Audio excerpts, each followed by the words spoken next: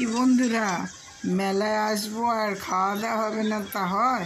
দেখুন কত অস্থায়ী হোটেল হয়ে গেছে, আর মানুষ একেবারে চেটে পুটে এখানে খাবার খাচ্ছে। আর মেলা স্পেশাল ফুচকা, বাদাম ভাজা, পাঁপড় ভাজা তো আছে। মাসির বাড়ি এসেছি, পেছনে রথ দেখতে পাচ্ছ সবাই? এই যে পেছনে রথ দাঁড়িয়ে, এবার জগন্নাথ দর্শন করব। চলো, মাসির বাড়ি এসেছি, এই যে মাসির বাড়ি।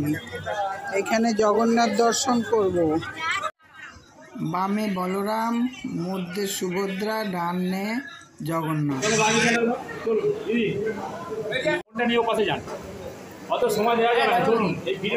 মাসির বাড়ি ঠাকুর দর্শন হলো, জগন্নাথ দর্শন করলাম, পুজো দিলাম, এখন বাড়ি চললাম। সবাইকে শুভেচ্ছা, অনেক অনেক রথযাত্রার।